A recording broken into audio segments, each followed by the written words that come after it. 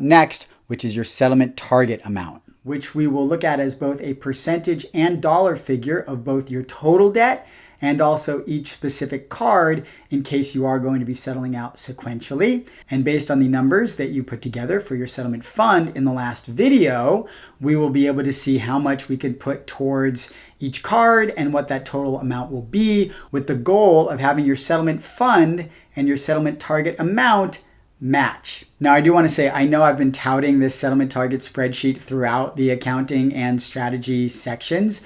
I believe, based on everything you've seen, that this spreadsheet will make it so much easier and faster for you to go through this accounting and calculate these numbers for you than if you were to do it on your own. It's not expensive. I encourage you to click the link below if you don't have it and get it, because it really will save you time. It took me more than a week to build. Just that week that you could be putting towards negotiating instead of building out a spreadsheet will be worth it. I hope you'll click the link if you don't have the spreadsheet already and give it a try. I really do think you'll find much more value in it than working with numbers that aren't put into a spreadsheet that does calculations for you. In my settlement target spreadsheet, I have all of the accounts set at 35% to begin with, which you've heard me numerous times now mention as what I believe is the kind of non-official industry average of where a credit card account could settle in a reasonable amount of time, 6 to 12, maybe 18 months. You can change it. You can put in a higher percentage or a lower percentage.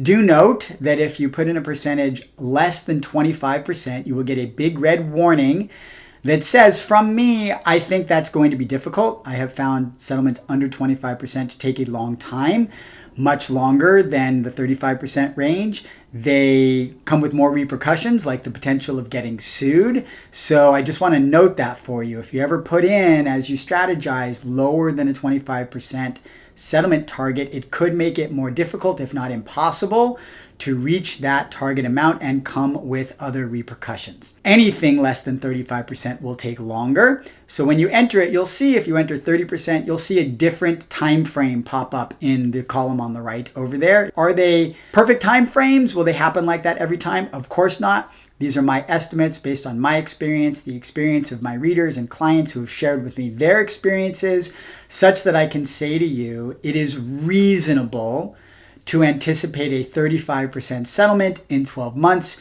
to 18 months. Your experiences will differ, just like your results will vary. Every bank is different. Every situation is different. But this is here as an estimate of what you can expect in terms of the cost and time frame for settling your accounts. Again, this is a strategy session. So you'll notice that in my settlement target spreadsheet, all of your accounts have been carried over from your debt section to here. And with the 35% range already put in, you can see the amount that you will need to settle each of those cards and the total that you are going for.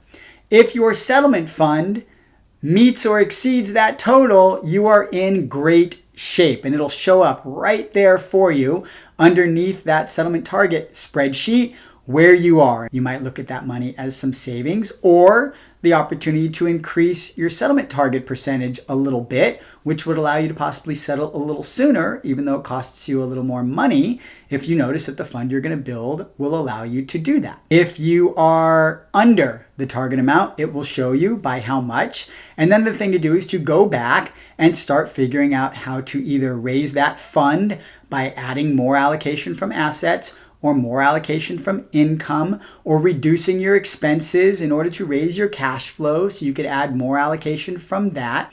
So that's how this section works. All of the calculations you've already done are automatically calculated here to show you where your settlement fund is in relation to your settlement target amount. And then you can start adjusting, either raising or lowering your target percentages, or adding more income, or reducing expenses, or allocating more from assets so that that fund meets or exceeds your target amount. This is the strategy that you will be applying when actually speaking to your collection agents, because you will now know at what point in time you will be able to settle each of your accounts and your accounts overall. Something that would be very, very difficult to do in a negotiation if you hadn't gone through all of this accounting and all of this allocation to come up with what your fund is and how it will meet your needs over time.